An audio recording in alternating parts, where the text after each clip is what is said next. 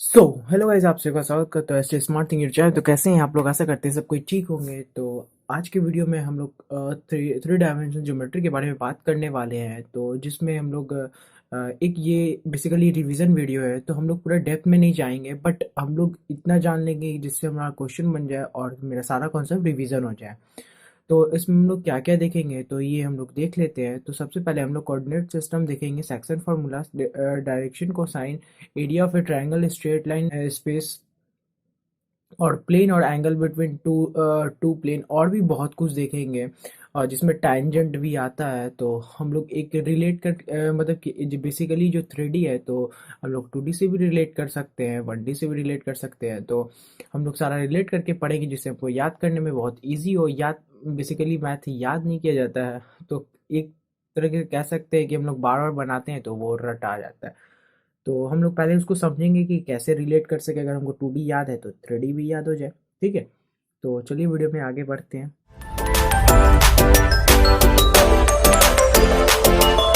आप देख रहे हैं, तो हम लोग सबसे पहले देखते हैं कोऑर्डिनेट सिस्टम के बारे में। तो कोऑर्डिनेट सिस्टम, कोऑर्डिनेट का मतलब क्या है? जैसे कि हम लोग कोई एक पॉइंट मानते हैं कि वो कहाँ पे एग्जिस्ट करता है, तो उसको हम लोग कोऑर्डिनेट मतलब उसका कोऑर्डिनेट देते हैं। जैसे X comma Y comma Z, जैसे 3D में 2D में हम लोग लेते हैं, टू प्लेन में रहता है तो X comma Y comma Z, X comma Y लेते हैं। ठीक है, तो उसको कोऑर्डिनेट बोलते हैं। तो हम लोग देख लेते हैं, सबसे पहले समझते हैं कि जो 3D होता है क्या है। ठीक है, पहले समझना ज़रूरी है कि 3D होता है क्या है। ठीक है, तो हम लोग स्ट्रेट लाइन ये सब में पढ़े हैं कि 2D टू डायमेंशन क्या होता है। तो जहाँ पे to dimension,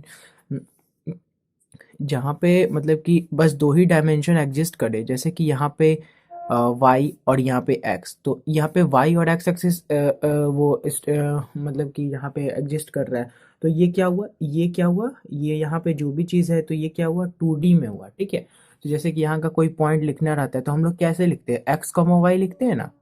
x comma Y लिखते हैं, यहाँ से एक्स से इतना दूरी और वाई से इतना दूरी, तो ये एक्स कॉमा वाई लिखते हैं ऐसे करके।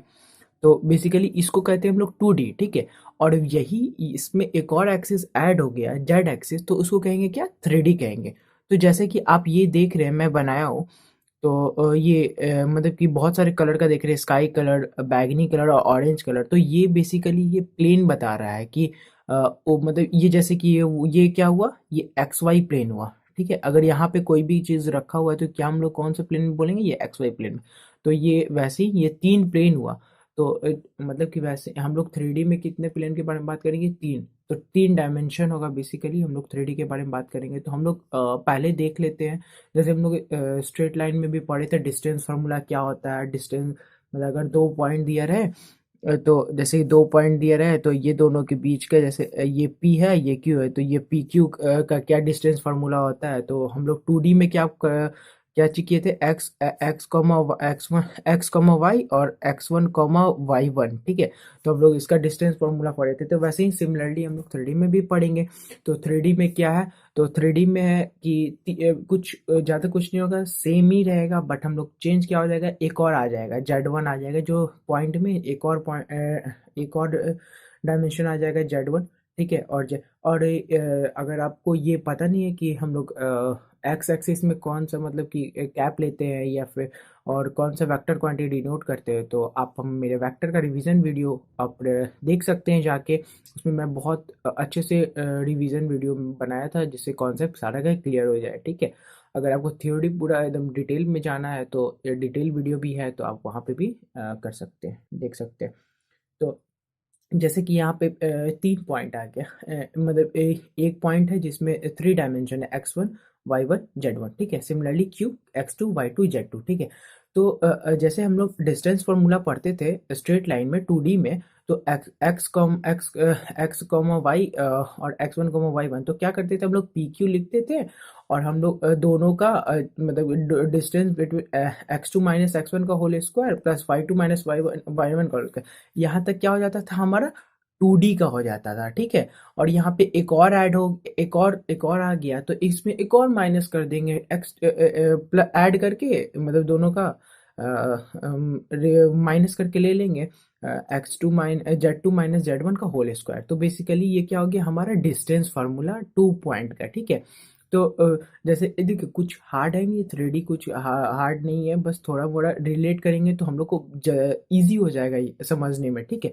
तो जैसे हम लोग स्ट्रेट लाइन में 2D में समझे थे कि डिस्टेंस फार्मूला क्या होता है, सेक्शन फार्मूला क्या होता है, तो सिमिलरली यहाँ पे भी वैसे ही है, कोई कुछ खास है नहीं, बट रिलेट करेंगे तो हम लोग को ज़्यादा क्लियर हो जाएगी। जैसे हम लोग यहाँ पे रिलेट किए कि पी क्यू अगर 2D में है तो कैसे हम लोग निकालते थे, और यहाँ पे 3D आ गया तो कैसे करते हैं, ठीक है। बस रिलेट करना आना चाहिए, ठीक है। तो अब हम लोग आगे बढ़ते हैं।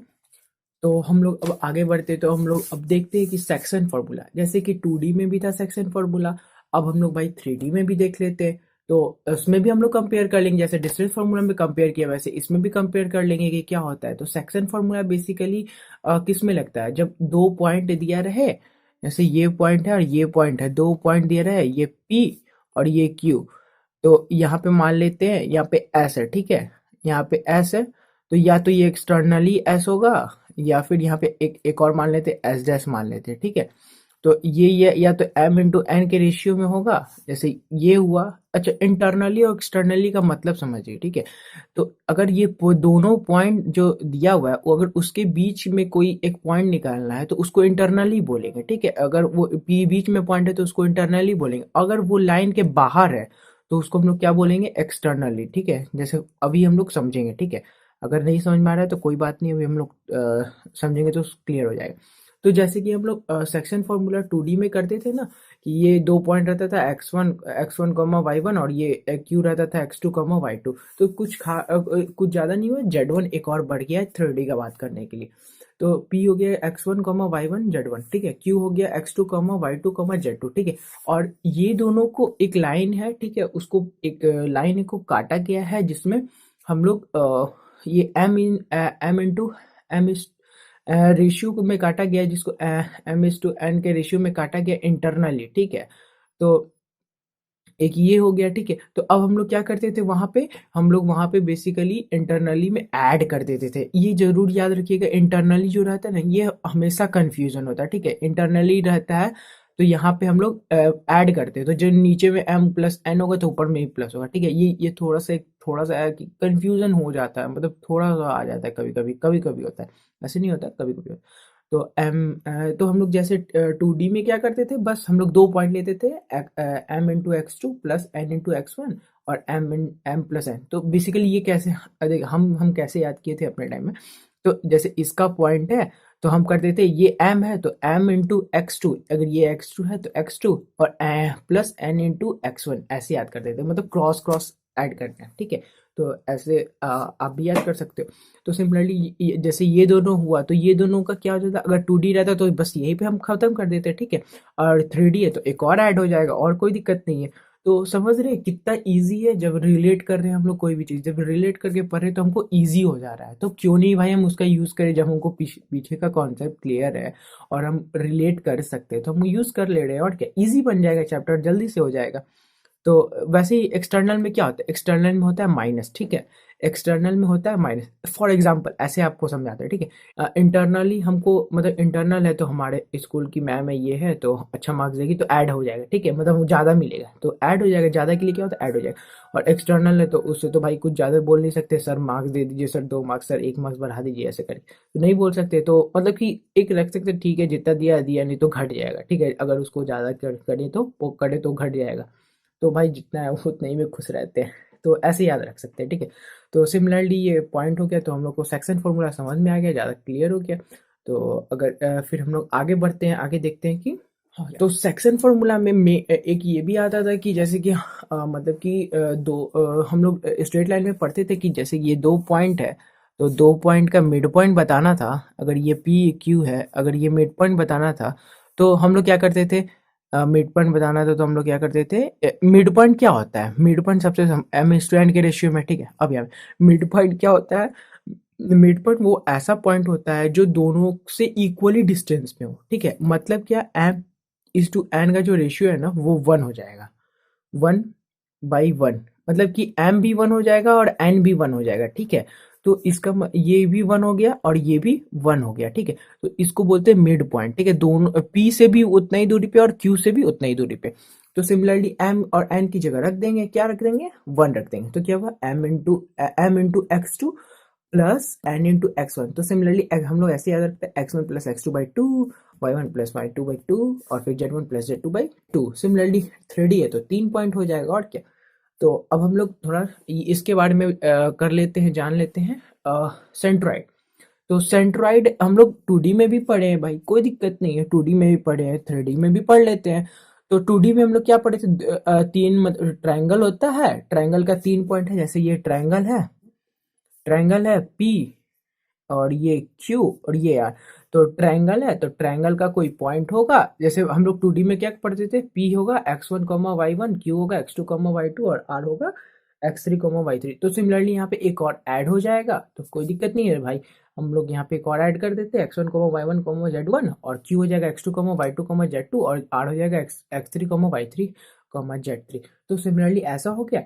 तो भाई हम लोग जैसे हम लोग निकाल देते हैं, सेंट्रॉइड निकालना है हमको, तो सेंट्रॉइड या जी से डिनोट होता है, तो सेंट्रॉइड हमको निकालना है तो निकाल देंगे, जैसे 2D में निकालते थे, x1 plus x two plus x three by three, y one plus y two by y one plus y two plus y three by three. तो सिमिलरली एक और ऐड हो जाएगा, और क्या, z1 plus z2 plus z3 by three. बस कुछ है नहीं, हार्ड नहीं, बस हम लोग जो 2D में पढ़े हैं बस सिमिलरली 3D में पढ़े हैं, ठीक। 3D में हम लोग रिवाइज कर रहे हैं, एक तरह से रिवीजन हो रहा है मेरा 2D का, ठीक है। तो ये भी हो गया। अब हम लोग जैसे कि अब मान लीजिए कि 3 पॉइंट है, ठीक है। अब जैसे कि अभी 3D का बात कर रहे हो, उतना देर से 3D, तो जब हमको समझ में आ गया भाई 2D में भी ऐसे ही होता है, 3D में भी होता है, तो आगे भी ऐसे ही होगा, है कि नहीं, आगे भी ऐसे ही होगा। अगर मान लीजिए कि x1 y1 x1 y1 z1 मान लीजिए 5 आ जाए, ठीक है, या कुछ भी आ जाए, ठीक है, ऐसे करके 4 पॉइंट हो जाए। तो अगर नहीं अगर मान लीजिए, सॉरी सॉरी सॉरी, अगर ये जैसे कि हम लोग ये मतलब कि 3 के लिए समझ रहे हैं, तो जैसे अगर मान लीजिए 4 पॉइंट आ जाए, ठीक है, PQRS आ जाए, तो उसका सेंट्रॉइड कैसे लिखेंगे, यहाँ पे आई छूट गया, तो उसका सेंट्रॉइड कैसे लिखेंगे, x1 plus y1 plus x1 plus x2 plus x3 plus x4 by 4, ऐसे ही y1 plus y2 plus y3 plus y4 by 4, और z1 plus z2 plus z3 by z plus z4 by 4। तो कुछ है नहीं, hard है नहीं, ये basically square type का कुछ होगा। तो उसका सेंट्रॉइड पूछ रहा है, तो मतलब जिसके 4 पॉइंट है बेसिकली, तो उसका पूछ रहा है। तो अगर ऐसा है तो हम लोग कर लेंगे, ठीक है। सेंट्रॉइड हमको पता है भाई कि तीनों पॉइंट का सम डिवाइडेड बाई 3 होता है। अगर 3 पॉइंट है, अगर 4 पॉइंट हो जाएगा तो चारों का सम डिवाइडेड बाई 3, और कुछ नहीं, ठीक है। तो हमको कॉन्सेप्ट क्लियर है भाई, तुम कैसा भी क्वेश्चन दो हम बना डालेंगे, ठीक है। तो अब हम लोग आगे बढ़ते हैं। अब हम लोग बात करते हैं डायरेक्शन कोसाइन के बारे में। ये बहुत इंपॉर्टेंट है, ये समझना बहुत इंपॉर्टेंट है, क्योंकि ये आपको हर क्वेश्चन में दिखेगा, 3D के मैक्सिमम क्वेश्चन में दिख ही जाएगा आपको, डायरेक्शन कोसाइन, डायरेक्शन रेशियो, ये सब दिख जाएगा, ठीक है। ये ऐसा है चीज़ है कि मतलब कि दिख जाता है, ठीक है, 3D में क्वेश्चन में। तो हम लोग को समझने के लिए मैं एक क्यूबाइड बनाया हूँ, तो अगर आपको दिख रहा है तो सही है, नहीं तो मैं एक साइड में छोटा सा एक फोटो अटैच कर दूंगा, ठीक है। तो एक पॉइंट है, ठीक है, तो वो P है पॉइंट, जिसमें x comma y comma z है, ठीक है। और वो ओरिजिन से O से ये करता है, और ये अल्फा एंगल बनाता है एक्स एक्सिस से, बीटा एंगल बनाता है वाई एक्सिस से, और गामा एंगल बनाता है जेड एक्सिस से, ठीक है। ये आर, जैसे कि ये ओपी जो हुआ ना, उसका हम लोग मतलब लेंथ मान लिए आर वेक्टर होगा, कोई कुछ होगा, ठीक है।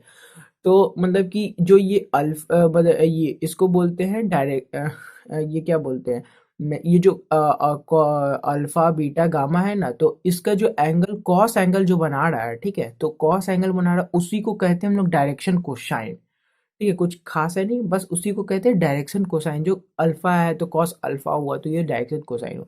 तो हम लोग उसको डिनोट करते कैसे, एल से डिनोट करते, ठीक है। और कॉस बीटा हुआ एम से, और कॉस गामा हुआ एन से। तो ये कॉस गामा मतलब एंगल किसका एंगल है, तो ये एंगल है वो जो आर वेक्टर है ना, उसका जेड एक्सिस से एंगल है, ठीक है। कोई पूछेगा क्या बोलेंगे गामा क्या है, तो वो एंगल है जो आर से जेड एक्सिस के बीच का एंगल है, ठीक है। बीटा क्या है, आर वेक्टर और वाई वाई एक्सिस का एंगल है, और अल्फा क्या है, आर वेक्टर और एक्स एक्सिस का एंगल है, ठीक है। तो हम लोग अब जैसे मान लेते हैं, अब ये हो गया, तो अब हम लोग कोऑर्डिनेट भी लिख सकते हैं ओपी का, ठीक है। जैसे ओपी का कोऑर्डिनेट लिख दिए x comma y one comma z one, ठीक है। तो l r comma m r comma n r, ऐसे भी लिख सकते हैं, कोई दिक्कत नहीं है, ठीक है। तो अब हम लोग आगे बढ़ते हैं डायरेक्शन कोसाइन को और थोड़ा अच्छा समझने के लिए। तो